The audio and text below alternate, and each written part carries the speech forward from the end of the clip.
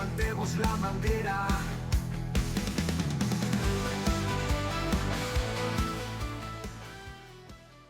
Saludos amigos y amigas de la Confederación de Cuerpos de Bomberos del Istmo Centroamericano.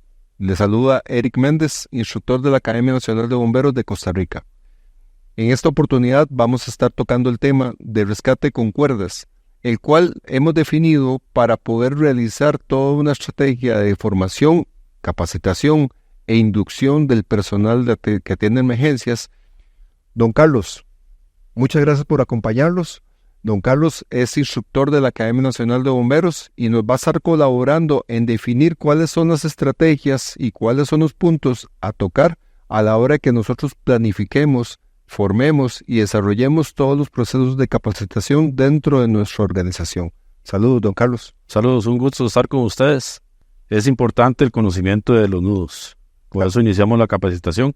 El personal debe estar familiarizado con los nudos de rescate para anclajes y también para lo que son empaquetados de pacientes en camillas. Hay una serie de nudos que están recomendados, pero esto es definido por la organización como tal, ya que la normativa no lo incluye como un tema específico. Sin embargo, es recomendable que la organización defina cuál es la lista de nudos, cuáles son las listas de anclajes que están recomendados para atender cierto tipo de emergencias. Correcto. Dentro de estos nudos, como usted lo menciona, Eric, tenemos los nudos de anclaje, como lo son los nudos de la familia de los 8, el 8 de una argolla, 8 de 2 argollas, inclusive hasta el 8 de 3 argollas para cuando estamos hablando ya de un punto de multianclaje, donde vamos a realizar un anclaje de extensión o un sistema de anclajes. Correcto. Una vez que hemos definido cuál es la familia de nudos que vamos a tener en el proceso de formación, lo que sigue es el tema de autorrescate. Hay un capítulo específico en la norma 1006 que hemos mencionado anteriormente y que viene incluida también en el manual CEBOC, donde se describe cuál es la forma en que nosotros como rescatistas tenemos que tener la habilidad de poder autorrescatarnos en caso de que algo suceda mal. ¿Por qué se da este tema? Tenemos que tener esa habilidad y es una habilidad básica que cada rescatista debe tener, el autorrescate. Si en dado momento el rescatista tiene algún problema a la hora de ya sea de ir realizando un descenso o tener que por alguna situación realizar un ascenso por la cuerda, tener la capacidad de saber cómo solventar una necesidad o un problema que se le presente a la hora de estar haciendo ese, ya sea el ascenso o el descenso. Correcto. Entonces, es importante que cada uno de los rescatistas tenga ese conocimiento adecuado de cómo realizar un autorrescate para poder evitar ser parte o convertirse en una víctima más de la emergencia. Llevamos 2 puntos. Llevamos el conocimiento de los nudos y anclajes, llevamos el conocimiento de lo que es autorrescate. Como otro punto adicional, tenemos lo que es el descenso y el ascenso de las cargas. El descenso y el ascenso de las cargas, ¿por qué es que se enseña en los procesos de formación? Es importante que el rescatista conozca este tipo de descensos, ya que nosotros a la hora de realizar un trabajo de rescate no sabemos, como por ejemplo un rescate en un barranco, no sabemos la profundidad exacta del terreno, y si el rescatista hace un descenso por sí solo, o lo que se le conoce como rappel, no va a tener el conocimiento de cuánta cantidad de cuerda va a requerir a la hora de hacer ese rappel. Y una vez que hemos realizado el descenso de la carga, que el rescatista pudo llegar y acceder hasta la víctima o las víctimas que tenemos en el lugar, es importante también que el grupo de trabajo sepa cómo hacer el izado o el acarreo de esa carga. Es muy importante este tema que usted menciona. Para este procedimiento vamos a trabajar con lo que son los sistemas de ventaja mecánica, los sistemas de acarreo mediante los equipos de poleas, ya bien sea un sistema de acarreo 1-1, 2-1, 3-1 o inclusive el peso de la carga hasta un 5-1. Correcto. Así como también tenemos la habilidad y los conocimientos para hacer un descenso de carga y un acarreo de carga, existe otro tema que está incluido dentro de la misma norma y los manuales de referencia, el cual es las técnicas de rescate. Y esas técnicas de rescate pueden incluir tanto técnicas avanzadas como básicas. Sí, las técnicas básicas, hablemoslo en este caso, para este video propiamente, las técnicas de rescate básicas van a llevar a ese rescatista a cumplir con una serie de procedimientos donde vamos incluyendo algunas tareas o algunos movimientos, por decirlo de alguna manera, donde vayamos ejecutando todos los procesos de rescate, como lo son los sistemas de ventaja mecánica, como lo mencionamos anteriormente, el equipo que yo utilizar para realizar efectivamente ese rescate, las habilidades que el rescatista como tal debe tener para realizar las labores en el rescate con cuerdas. Ahora bien, dentro de esta misma norma y dentro de muchos manuales de consulta, hemos establecido los rangos de operación.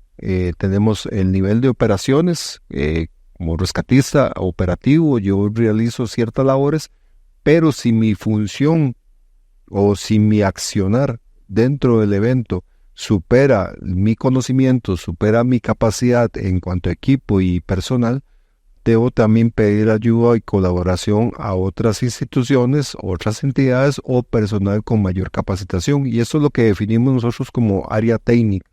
Dentro de esta área técnica y lo que brindamos nosotros en la Academia Nacional de Bomberos, ¿qué formación específica recibe el personal que recibe el curso avanzado de rescate con cuerdas? En la parte técnica se ve lo que es línea tensas, diagonales o lo que se conoce como tirolesas. Podemos ver los usos de diferentes trípodes, de diferentes configuraciones. Lo podemos usar en monopolo, en bipolo, inclusive en trípode, y si tenemos la configuración, hasta en cuádruple, ¿verdad? Tenemos también el uso del equipo mecánico para ascenso, que contamos con el puño, contamos con el bloqueador ventral y ya dejamos a un lado lo que es el ascenso mediante los prúsicos o los cordinusos. Correcto. Ahora bien, si nosotros quisiéramos desglosar una serie de recomendaciones para el personal que nos escuche y que nos observa en este video, es importante darle una serie de pasos y recomendaciones sobre cuál es la forma adecuada en que yo debo formarme. Claro, iniciar con el proceso básico. En el caso de la Academia Nacional de Bomberos, acá en Costa Rica, contamos con el curso de rescate vertical básico, que son los primeros pasos en la parte de rescate vertical. Iniciamos con los nudos básicos, posteriormente se enseña cómo descender las cargas, cómo ascender esas cargas, el empaquetado del paciente, que es una parte fundamental en el rescate. Tenemos que tener esa capacidad para nosotros empaquetar bien ese paciente, que no se nos vaya a convertir en un incidente más, que por alguna razón de fuera del alcance del personal falle alguna de las técnicas que hemos aplicado. Y es muy, muy importante esa parte, que el bombero o el rescatista se prepare inicialmente en la parte básica y posteriormente vaya subiendo esos escalones y se vaya preparando más técnicamente en la parte de vertical. Incluso nosotros hemos dado recomendaciones que no solamente es la formación que usted adquiere en academias o centros de formación, sino también su equipo de protección, ¿verdad? Que debe ser específico, debe ser atinente a un escenario en específico, porque el riesgo vertical lo podríamos encontrar, tal como usted lo decía, en muchos escenarios. Pero hay un equipo básico el cual nosotros deberíamos de contar para poder atender un sinnúmero de emergencias. Es esencial el casco.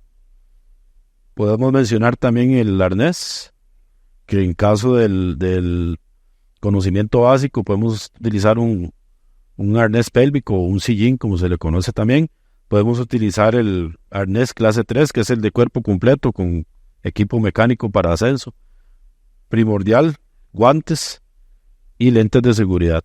No deberíamos nosotros trabajar un incidente de rescate vertical con un casco estructural para bombero estructural, ya que no cuenta con las normas establecidas para ese tipo de trabajos y no cuenta con las normas de seguridad que requiere también el casco para trabajos verticales. No utilizar botas de meter, sino que sean botas de amarrar, ya que si nosotros estamos dispuestos en una cuerda, en una progresión, el calzado puede salir de nuestro pie y puede dañar a alguien en la parte inferior del barranco o del lugar donde estemos trabajando.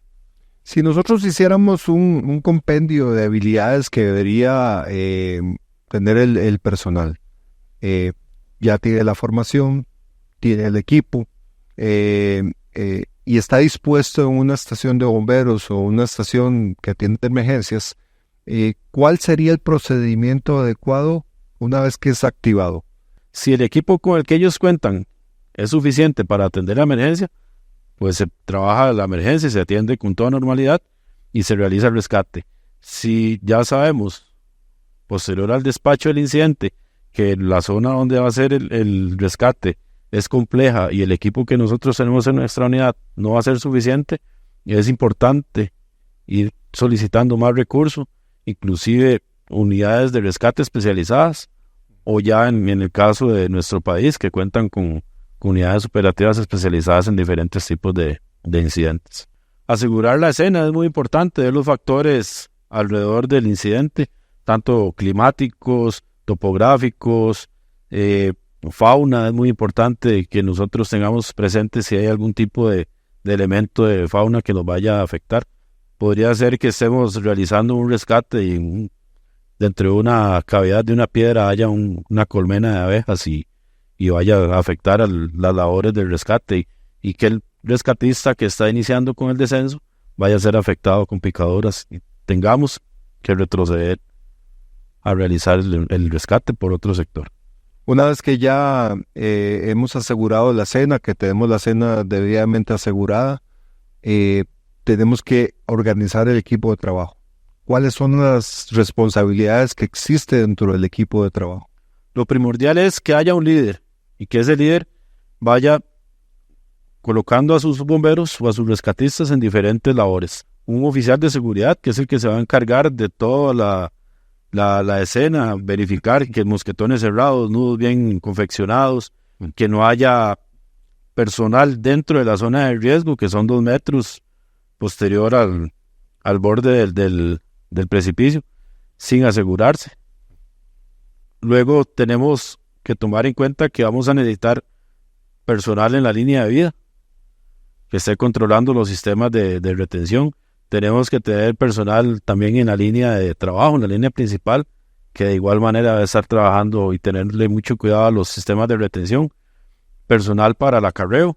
Y tenemos que tener esa comunicación entre los rescatistas que bajan a la escena donde está la persona afectada con las personas que están en la parte posterior, para que no haya una mala comunicación, que el rescatista arriba empiece a hacer los trabajos de acarreo sin que las víctimas estén debidamente empaquetadas. En resumen, ya en el proceso de atención tenemos 3 momentos. Tenemos el acceso, la estabilización de las víctimas y la extracción. La extracción, como bien lo mencionabas, se da por medio de técnicas verticales con sistemas de ventaja mecánica. Ya una vez que hemos desarrollado el evento, que hemos desarrollado el rescate, viene un después, y este después pues incluye labores de mantenimiento y labores de recondicionamiento del equipo, que esto es algo muy importante que viene incluido también en la norma y en los manuales. El debido mantenimiento, el debido almacenamiento de nuestro equipo de rescate es fundamental para que él funcione al 100%. Si las cuerdas se llenan de algún tipo de material como tierra, barro o inclusive por una caída de lluvia se mojan, debemos lavarlas con un tipo de jabón suave que no vaya a afectar el material del textil. Posteriormente enjuagarlas en un almacenamiento de agua, no usar hidrolavadoras o equipo mecánico para utilizarlas como para quitar más fácil ese material. Evitar el uso de las lavadoras para no dañar el material textil. En caso del material metálico como los mosquetones, una lubricación adecuada, una buena limpieza, evitar que esté humedad para evitar la corrosión o la humedad dentro de los dispositivos. Les recordamos a los amigos de la Confederación de Cuerpos de Bomberos del Istmo Centroamericano que esta es una parte de una serie de videos que vamos a estar transmitiendo con una serie de recomendaciones en diversos temas en el ámbito del rescate.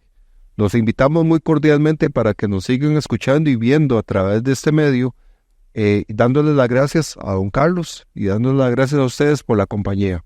Saludos.